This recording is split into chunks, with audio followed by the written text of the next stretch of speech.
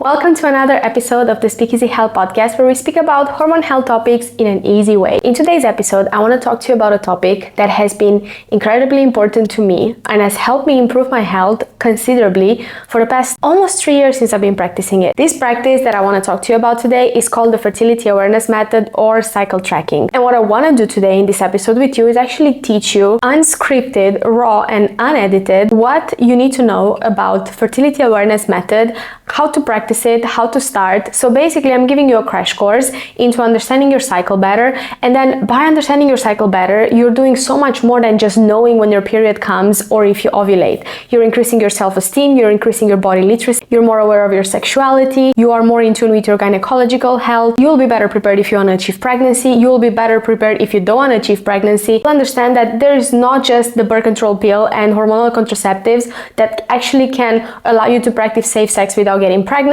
It's also using Fertility Awareness Method as a contraceptive that can help you either successfully achieve or avoid pregnancy. Okay, so here are a few things that, in my opinion, everyone that starts doing the Fertility Awareness Method or cycle tracking, and I'll refer to these two terms interchangeably because they pretty much mean the same thing.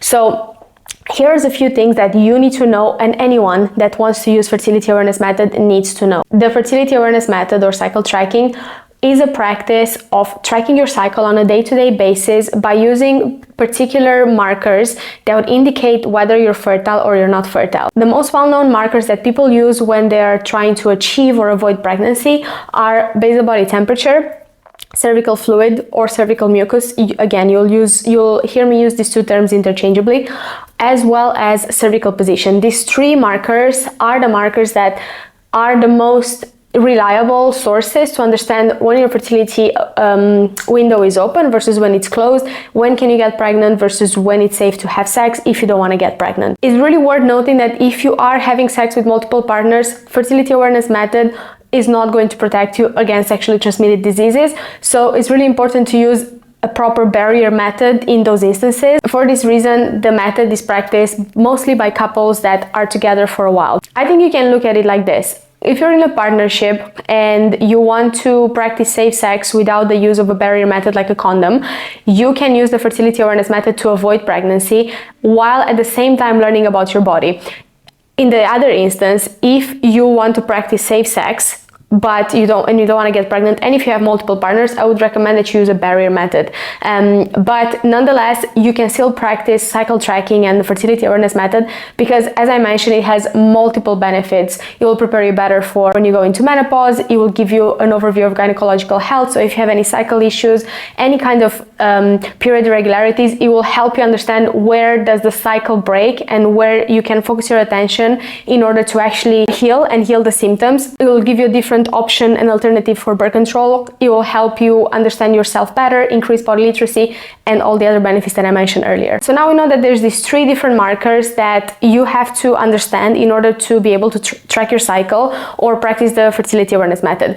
So I'll start with the first one, and I'll go one by one through how you have to use them in order to practice this method and get as high as a success rate from it as possible. It's also worth saying that if you practice the Fertility Awareness Method properly, you will get pretty much the same results as if you're in a birth control pill, as if you're using a condom. But again, you don't get protection from STIs, you just get protection from being pregnant, and you should only use the Fertility Awareness Method without the barrier method if you are in a long-term committed relationship and don't have multiple sexual partners, in which case you should always use a condom to protect yourself from infections and STIs and so on. The first marker is basal body temperature. That tells us that you've already ovulated in the cycle. And why? Because in the first part of your cycle, your temperature is a little bit lower. After ovulation, progesterone is released, and progesterone is a thermogenic hormone, which means our basal body temperature increases.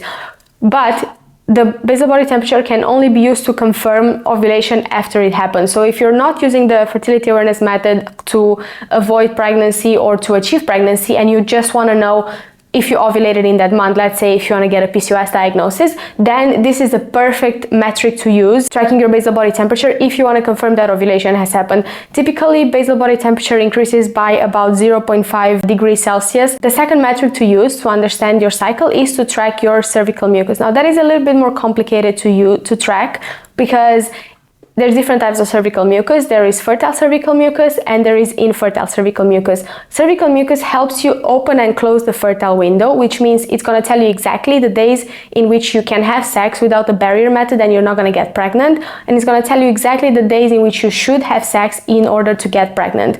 Cervical mucus that is fertile, it's stretchy, has a lubricative sensation and is kind of see-through, whereas the unfertile cervical mucus or non-fertile cervical mucus is kind of like sticky, tacky, pasty, white, creamy, etc. Every woman is different, so you should understand and learn your own unique cervical fluid pattern. And if you want to do that more in detail and you want my guidance on it, I have the exact masterclass that everyone should look into and learn if they want to start Fertility Awareness Method inside my Hormone Hub membership, which is the hub for all things period health. So if you want to join, I'll leave the link in the description of this episode so you can join that. In order to take your cervical fluid, you should at least do it 3 times a day, every time you go to the toilet, but before you actually go, and understand the sensation, how it feels, how it looks, look on your fingers, how it feels on your fingers, make a note of it, and then as the months pass by and you do this every day, you will start understanding your fertile pattern. Change of scenery because my battery died, so now I have to charge it while I talk to you about this. You only have to start tracking your cervical fluid the day after your period has ended, because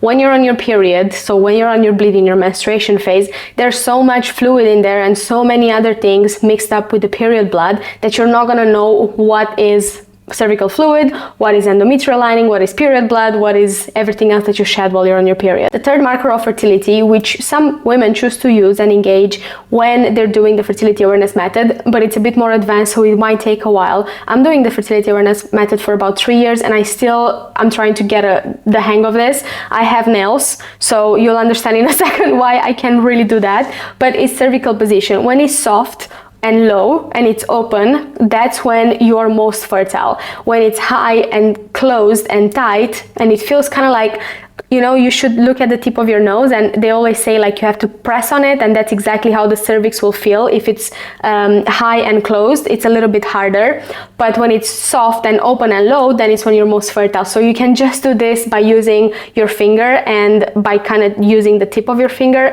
I obviously cannot do this. I would terribly hurt myself, but if you want to start experimenting with how your cervix looks when it's low, soft and open versus when it's high and it's closed and a bit like feels like the tip of your nose, like a bit harder, then this is another way to corroborate the fact that whether you're in your fertile phase or you're in your infertile phase. So these are the 3 markers that everyone that is trying to practice the Fertility Awareness Method should start doing. And of course, you're gonna need a cycle tracker sheet. I have one that you can download for free in the description of this episode, so you can start doing the Fertility Awareness Method and do it at your own pace and take your time with it, because it is a lifelong practice. And as I said, if you're suffering from PCOS, from PMS, endometriosis, any cycle irregularity is going to be extremely helpful, because let's think about this for a second.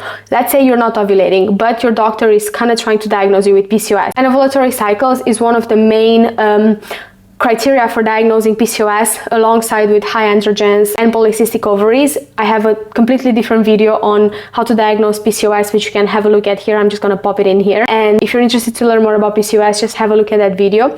But basically, let's say you have PCOS and you're trying to determine if you're ovulating or not. Taking a luteinizing hormone strip test is not going to really corroborate exactly whether you're ovulating or not, because your levels of SH and FSH, which are some of the most important cycle hormones and the ones that kick off the entire process of estrogen, progesterone, ovulation, the whole thing, the whole monthly cycle, they are not working very well, or might work really well, but your body might not be sensitive to them for a variety of other reasons. So one really, really good way to just take the data to your doctor and say, look, this is how my basal body temperature fluctuated over the last few months.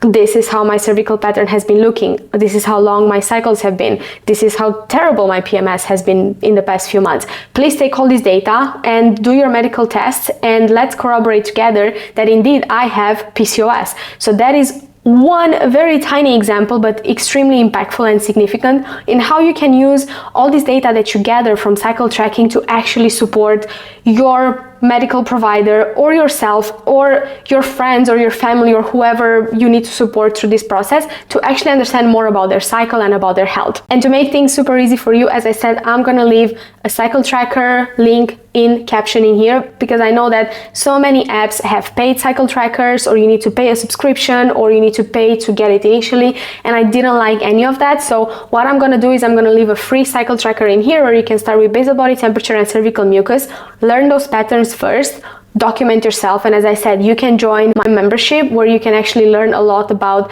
fertility awareness and cycle tracker, and I'm going to be there all the time to answer your question and guide you through it to make sure you're doing it okay, because it can be a bit overwhelming. As I said, even though there's just 3 signs of biomarkers of fertility, they're very difficult and fluctuating, and until you get the hang of it, especially cervical fluid, it can be a bit confusing, but nonetheless it's totally possible. I hope this was helpful for you. If you like this episode, leave a like, subscribe to this channel, because I'm going to be sharing so many more videos about cycle tracking and fertility awareness, as well as any period irregularities, gut symptoms and things of that nature, and I would like you to be the first one to know. So make sure to subscribe, give me a review, leave a comment, and let me know if you like this, and I'll see you in the next episode.